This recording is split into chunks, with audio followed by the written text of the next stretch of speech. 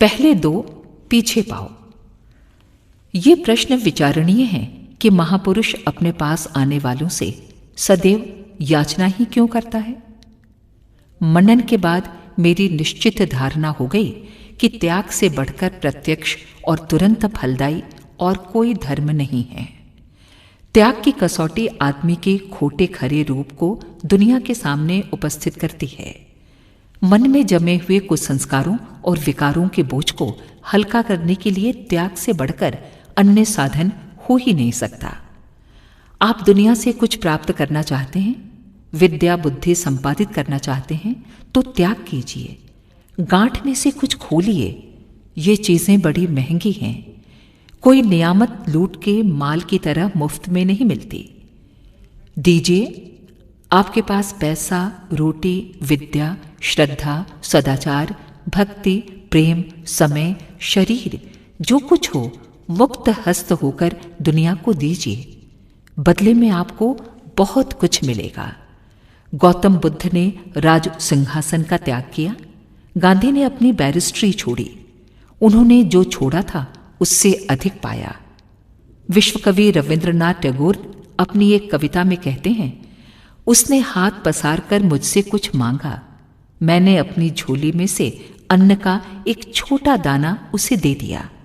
शाम को मैंने देखा झोली में उतना ही छोटा एक सोने का दाना मौजूद था। मैं फूट फूट कर रोया कि क्यों ना मैंने अपना सर्वस्व दे डाला, जिससे मैं भिखारी से राजा बन जाता। उद्देश्य ऊंचा रखें। मिट्टी के खिलौने जितने आसानी से मिल जाते हैं, उतनी आसानी से सोना नहीं मिलता। पापों की ओर आसानी से मन चला जाता है, किंतु पुण्य कर्मों की ओर प्रवृत्त करने में काफी परिश्रम करना पड़ता है।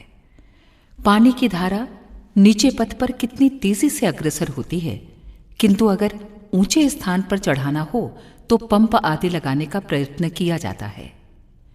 बुरे विचार, तामसी संकल्प ऐसे पदार्थ हैं जो बड़ा मनोरंजन करते हुए मन में धंस जाते हैं और साथ ही अपनी मारक शक्ति को भी ले आते हैं। स्वार्थमयी नीच भावनाओं का वैज्ञानिक विश्लेषण करके जाना गया है कि वे काले रंग की छुरियों के समान तीक्ष्ण एवं तेजाब की तरह दाहक होती हैं। उन्हें जहां थोड़ा सा भी स्थान मिला कि अपने सदृश और भी बहुत सी सामग्री खींच लेती हैं। विचारों में भी पृथ्वी आदि तत्वों की भांति खींचने और खींचने की शक्ति होती है। तदनुसार अपनी भावना को पुष्ट करने वाले उसी जाति के विचार उड़ उड़कर वहीं एकत्रित होने लगते हैं। यही बात भले विचारों के संबंध में है। वे भी अपने सजातियों को अपने साथ इकट्ठा करके बहुकुटुंबी बनने में पीछे नहीं रहते। जिन्होंने बहुत समय तक बुरे विचारों को अपने मन में स्थान दिया है, उन्हें चिंता, भय और निराशा का शिकार होना ही पड़ेगा। आनंद की खोज। आनंद की खोज में भटकता हुआ इंसान दरवाजे दरवाजे पर टकराता फिरता है।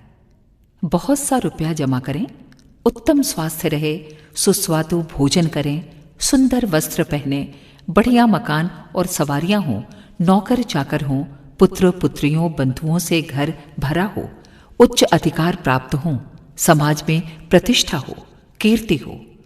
ये चीजें आदमी प्राप्त करता है। जिन्हें ये चीजें उपलब्ध नहीं होती, वे प्राप्त करने की कोशिश करते हैं। जिनके पास है, वे उससे अधिक लेने का प्रयत्न करते हैं। इन सब तस्वीरों में आनंद की खोज करते करते चिरकाल बीत गया, पर राजहंस को ओस ही मिली। मोती, उसकी तो खोज ही नहीं की। मान सरोवर की ओर तो मोह किया ही नहीं। लंबी उड़ान भरने की तो हिम्मत ही नहीं बांधी। मन ने कहा, जरा इसे और देख लूं।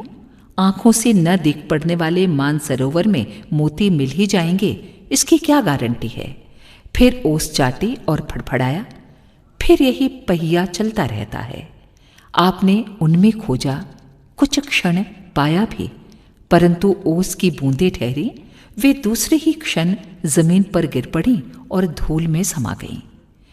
यही नष्ट होने की आशंका अधिक संचय के लिए प्रेरित करती रहती है। फिर भी नाशवान चीजों का नाश होता ही है।